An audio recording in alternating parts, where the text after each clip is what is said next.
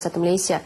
Sarawak mencadangkan kerajaan pusat supaya menggunakan kaedah perkongsian awam swasta PPP dalam pelaksanaan projek pembinaan rangkaian jalan luar bandar di bawah rancangan Malaysia ke-11 RMK11.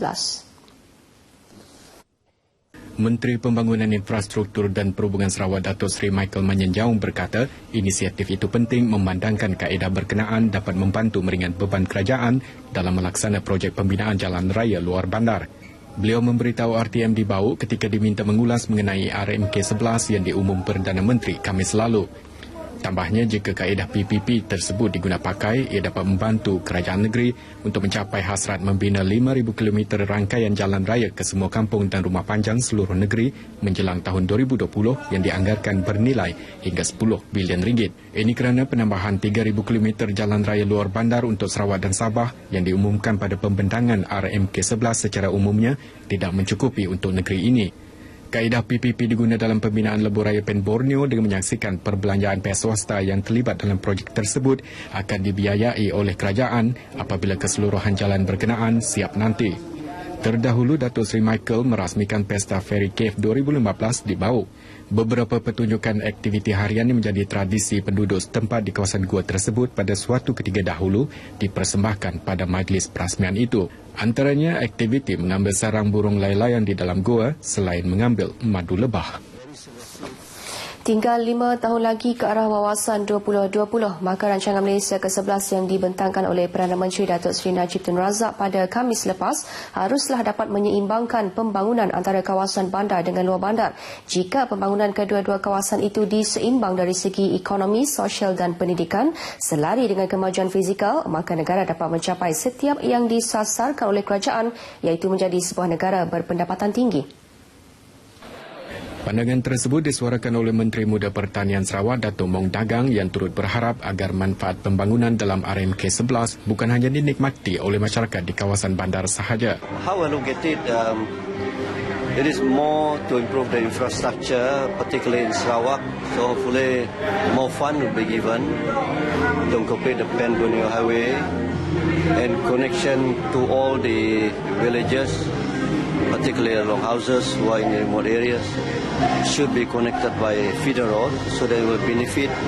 Otherwise, our aim to achieve 2020 will only be those benefit only be in the town areas. Turut menyambut baik pengumuman RMK11, Ahli Parlimen Seri Aman Masir Kujat yang melihat tumpuan untuk menubuhkan lebih banyak industri serta penekanan terhadap modal insan dapat membantu mencapai sasaran membangunkan rakyat dengan pendapatan per kapita $15,000 Amerika. Dan kita beri fokus kepada pembangunan modal insan, sama ada sekolah dan sebagainya untuk dibajukan dan juga untuk mendapat pendapatan yang tinggi untuk golongan rakyat jelata.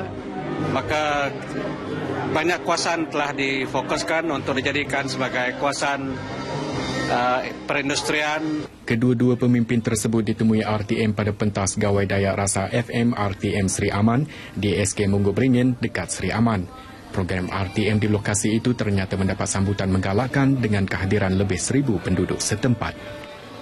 Kementerian Perusahaan, Perdagangan dan Komuniti mengalu-alukan pelabur swasta menubuhkan kilang kelapa sawit di Sarawak. Ia bagi menampung pertambahan keperluan pekebun kecil kelapa sawit dalam membantu mereka memasarkan buah tandan segar. Menterinya Dato' Amar Douglas Ugambas menjelaskan Sarawak memerlu sekurang-kurangnya 5 buah kilang kelapa sawit persendirian yang bukan dibina oleh syarikat atau pengusaha ladang kelapa sawit. Langkah itu dapat membantu pekebun kecil memasar hasil tanaman sawit dengan harga yang lebih baik. Ketika ini, kebanyakan pekebun kecil menjual buah tandan segar di pusat-pusat pengumpulan yang ada di kawasan masing-masing. Namun mereka berdepan masalah apabila pusat pengumpulan tersebut menawar harga yang lebih rendah berbanding harga ditawarkan oleh kilang. Oleh itu, langkah lain bagi mengatasi masalah tersebut melalui penubuhan koperasi dalam kalangan pekebun-pekebun kecil. Kerana masalahnya adalah apabila seorang menjual sawit kepada mil, mereka diberi satu resit yang laku ditunaikan sebulan lepas penjualan. Tapi kalau menjualnya kepada collecting center, mereka dapat cash. Tapi kalau dijual ke collecting center, harga dia lebih rendah. Jadi inilah masalahnya. Tapi kalau ada koperasi akan menyelesaikan masalah ini dengan membayarnya dengan cash dan kemudian menjualnya kepada mil mendapat harga yang lebih baik. Dato' Amar Douglas ditemui pada program transformasi dan pengembangan pekebun kecil sawit di Sri Aman. Program dihadiri kira-kira 500 pekebun kecil dari bahagian Sri Aman.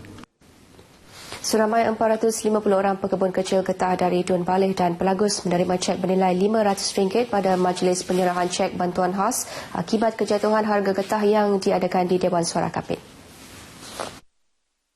Timbalan Ketua Menteri Dato' Patinggi Afred Jabu Numpang memberitahu cek berjumlah RM225,000 ini merupakan sebahagian kecil dari RM37 juta yang bakal dibahagikan kepada 74,641 orang pekebun kecil getah di seluruh Sarawak. Katanya di Kapit, Song dan Belaga, seramai 8,039 orang pekebun kecil getah telah dikenal pasti dan akan menerima bantuan masing-masing. Penyerahan bantuan ini merupakan salah satu cara kerajaan mengurangkan beban pekebun-pekebun ini setelah harga getah menurun. Menyedari perayaan gawai yang bakal disambut masyarakat Dayak, Tan Sri Jabu turut menasihati penerima agar menggunakan bantuan tersebut dengan sebaik-baiknya dan tidak membazirkan wang ini dengan membeli minuman keras atau terlibat dengan aktiviti perjudian pada musim perayaan nanti. Pada majlis berasingan ketika merasmikan Expo Enterprise College Vocational Betong, Tan Sri Jabu mahu anak-anak muda Sarawak turut sama menyemai minat dalam kerjaya teknikal serta vocational yang lebih menjamin masa depan. Dengan itu, negeri ini suatu hari nanti tidak akan terlalu bergantung pada tenaga kerja mahir dari luar untuk memenuhi kehendak pasaran kerja. Expo tersebut mengetengahkan aktiviti serta hasil kerja pelajar Kolej Vocasional Betong dalam bidang kulineri, kimpalan, otomotif, pemesinan industri, elektrik dan elektronik. Sebanyak 33 unit rumah mampu milik dan 137 lot rumah akan dilaksanakan oleh kerajaan dalam projek pembangunan Kampung Datuk Baru Sibu bagi menampung keperluan penduduk di Kampung Datuk Baru dan Kampung Hilir Sibu. Bagaimanapun keutamaan diberi kepada para pewaris yang terlibat dalam tragedi kebakaran Kampung Datuk yang berlaku pada tahun 2013.